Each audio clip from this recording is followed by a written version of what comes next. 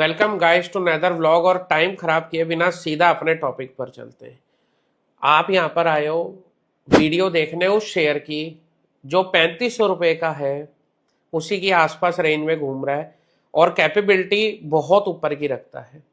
बाप बेटे की वो स्टोरी जो सुनने में बिल्कुल फिल्मी लगेगी, पर बात यह कि यार अभी हाल फिलहाल उनकी जिंदगी ही वो फिल्मी टाइप वाली बन चुकी है, जहां पर ना चाहते हुए भी वो इतनी ज्यादा मुसीबतों में पड़ चुके हैं कि हर दिन एक नई स्ट्रगल है। पर वो बोलते हैं यार देखो, जब भी किसी का कोई बुरा वक्त आता है तब उस समय के ऊपर मतलब या तो ऐसा बुरा वक्त होता है कि जो निकल जाता है पता ही नहीं लगता, लेकिन कई जगह के ऊपर ऐसे वक्त आते हैं जहां पर इंसान बिल्कुल धरती से लग जाता है। उसके बाद वहां से वो उठ के स्टार्ट करता है चीजें। और यही वो बाप बेटे की स्टोरी है। वो शेयर का नाम है रिलायंस पावर। और बहुत सारे लोग आपको इसकी नेगेटिव बातें करते हुए नजर आएंगे, शेयर के बारे में नेगेटिव बोलते नजर आएंगे। ग्रुप के बारे में तो नेगेटिविटी चली रही है, कभी ईडी और सीबीआई से नीचे की तो कोई आज तक पिछले कुछ दिनों में कोई न्यूज ही देखने को नहीं मिली। बट फिर भी आप देखोगे दो शेयर इस ग्रुप के अंडर आते हैं, एक है रिलायंस इंफ्रा और एक है रिलायंस पावर। ये दोनों के दोनों स्टॉक्स आप देखोगे, स्पेशली जिस स्टॉक की आज हम बात करने वाले हैं वो है रिलायंस पावर। इंफ्रा की बात में करेंगे। रिलायंस पावर के अगर आप फंडामेंटल देखोगे तो कंपनी ने प्रॉफिट भी कमाना शुरू करा, कंपनी इनकम भी बढ़ी, नेट प्रॉफिट भी बढ़ा, एबिटा भी स्ट्रांग हुआ। और इसके साथ साथ कंपनी की अगर आप बुक वैल्यू देखते हो तो वो 22-23 रुपए के आसपास है। शेयर जो ट्रेड कर रहा है वो ट्रेड कर रहा है 3500 रुपए के आसपास। अब समझो मतलब वही 34-35 की रेंज में ही चल रहा है वो शेयर। और power sector, solar sector, batteries, renewables, मतलब हर वो चीज जो फ्यूचर का पार्ट बनने वाली है। इसमें कोई दो राय नहीं है कि ये जिन सेक्टर्स की बात हो रही है और जिस सेक्टर में रिलायंस पावर खड़ा होता है ये आने वाला फ्यूचर है।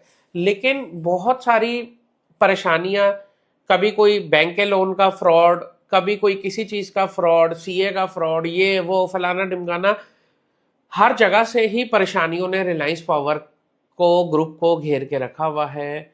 अनिल अंबानी जिनके खिलाफ रोज कोई ना कोई ऐसी न्यूज आ जाती है, और अनमोल अंबानी जो कि उनके बेटे हैं उनके खिलाफ भी अभी सीबीआई का एक 228 करोड़ रुपए का मुकदमा बना। मतलब ऐसी चीजें जहां पर या तो इनकी ग्रोथ को रोका जा रहा है, और इसमें कोई दो राय नहीं है क्योंकि आप देखोगे कि अनिल अंबानी की जो ग्रोथ थी वो 2010 तक आप देखोगे चीजें बहुत अच्छी चल रही थी, शायद उसके आगे भी थोड़ा टाइम तक। लेकिन पिछले 10 सालों के अंदर बिल्कुल जिसे कहते हैं ना चुप्पी साध के रखी है इस ग्रुप ने। कभी लाइमलाइट में नहीं, और जाहिर सी बात है यार, लाइमलाइट में वही आता है जिसके पल्ले पैसे होते हैं। वो एक कहावत भी है कि जिदे पल्ले दाने उदे कमले भी सियाने। तो जिसके पल्ले भाई पैसा होता है लाइमलाइट में भी वही आता है। पैसा ज्यादा बचा नहीं, बिजनेस ज्यादा बचा नहीं, लेकिन ऑन पेपर है ये सब। वैसे पैसा है, कोई ऐसी वाली बात नहीं है, क्योंकि सबको ऐसे समय के ऊपर अपने पैसे को सेव करना बहुत अच्छे तरीके से आता है, जो कि जाहिर सी बात है उन्होंने भी किया है। लेकिन इतनी सारी परेशानियों के बाद क्या होता है कि जब इंसान उठना चालू करता है ना, तो बहुत सारी ऐसी ताकतें होती हैं, बहुत सारी ऐसी चीजें होती हैं जो उसको दोबारा से नीचे गिराना चाहती हैं। क्योंकि ये गिरे हुए जो गिर चुका हो बिजनेस में इंसान, उसको ऊपर उठते हुए कोई भी नहीं देखना चाहता है। तो बहुत सारे लोगों को प्रॉब्लम होती है इन चीजों से, और जाहिर सी बात है जिनका गिरने, उनको गिराने में हाथ होगा, उन्हीं लोगों को अब सबसे ज्यादा प्रॉब्लम भी हो रही होगी।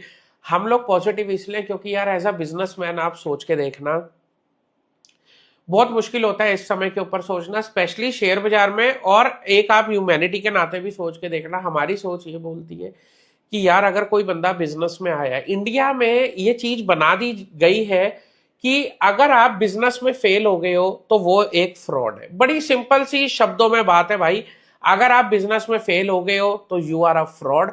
बिजनेस शुरू करने से पहले आपको 500 बारी सोचना पड़ेगा कि आप कितनी बड़ी गलती करने जा रहे हो, क्योंकि ये वो गलती है जहां पर आप अगर सक्सीड हो गए तो भाई सारी बल्ले बल्ले, लेकिन 1% भी चांस अगर है आपके फेल होने का ना, तो आप ध्यान रखना कि आप फ्रॉड घोषित हो जाओगे। आप बिल्कुल ही ऐसे घोषित हो जाओगे, मतलब आप अपनी नजरों में भी गिर जाओगे। आपको लगेगा कि यार पता नहीं साला मैंने ऐसा क्या कर दिया जो आज मेरे को ये सारी चीजें हो रही हैं। और इंडिया में क्या है, पहले लोन लेना होता है कोई भी बिजनेस को करने से पहले। लोन लेते समय के ऊपर बिल्कुल जाहिर सी बात है, ये बाद में चीजें सामने आती कि भाई इसने लोन लेने के लिए ब्राइब किया था, बिल्कुल ठीक है। इसमें उसका नाम क्यों नहीं आता जिन्होंने ब्राइब ली होती है, जिन्होंने इस चीज को अंजाम देने के लिए, जिनके हाथ में सारी चीजें थी।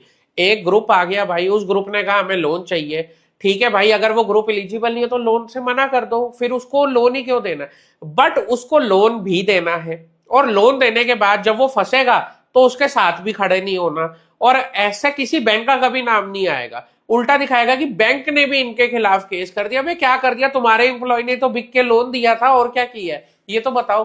तो वो कोई भी बैंक बात नहीं करेगा। बैंक का सिर्फ सिंपल सा फंडा है भाई, जब तक भाई लोन चल रहा है, किस्त आ रही है, ओके की रिपोर्ट है, जहां बंदे का धंधा खराब हुआ, बंदे को डिफॉल्ट घोषित करो, वो कहेगा जी ब्राइब का केस था, जो अपना बंदा था उसको सस्पेंड कर देंगे, बैंक वहीं का वहीं खड़ा। तो आप सोचो ये कितनी टुच्ची लेवल की बात है। और ये बदकिस्मती है भारत की, ये मैं आपको बता दूं, बिजनेस करने के मामले में, जहां पर एक बिजनेसमैन को फ्रॉड घोषित कर दिया जाता है। आप पूरी हिस्ट्री समझो कि बिजनेसमैन क्या काम करता है, और वही काम आज आप उसको एक लेवल से उठाकर ना बड़े लेवल पर ले जाओ। ये उसी सारी चीजों का शिकार आज रिलायंस पावर है, ये आप मानो या ना मानो। लेकिन आने वाले समय में देखो, जब किसी शेयर का डाउनफॉल आता है वो एक लिमिटेड पीरियड के लिए आता है, लेकिन जब वहां से चीजें रिकवर हो जाती हैं ना, फिर उठती भी वहां से चीजें वापस हवा में चली जाती हैं। आज आपको ये चीजें जरूर नजर आ रही हैं, लेकिन इससे बेहतर वक्त नहीं है शेयर को खरीदने का। मैं आपको समझाता हूं क्यों, कैसे और क्या सारी चीजें होती हैं। एक बिजनेसमैन ने बिजनेस ओपन किया, उसने भाई सबसे पहले एक जगह ले ली, वो वहां रेंट भी पे कर रहा है, तो जहां जो जगह रेंट पर ली है उसका भी घर चल रहा है। उसके बाद भाई उसने अपने बिजनेस के लिए एम्प्लॉयज रखे, तो वो एम्प्लॉय रखने के बाद किसी के पास 5 है, किसी के पास 10 एम्प्लॉय है, उससे उन 10 एम्प्लॉयज का भी घर चल रहा है, एम्प्लॉयमेंट जनरेट हुई। उसके बाद भाई जो वो बिजनेस कर रहा है, उस बिजनेस को करने के अंदर जितनी भी ट्रांजेक्शन हो रही है उसके ऊपर वो टैक्स भी पे कर रहा है, गवर्नमेंट को भी फायदा हो गया। उसके बाद उसने बैंक से लोन लिया अपने बिजनेस को बढ़ाने के लिए, तो बैंक ने बोला कि भाई साहब छोटा लोन का क्या फायदा, थोड़ा बड़ा लोन लो, क्योंकि बैंक को भी लालच है, ज्यादा इंटरेस्ट मिलेगा।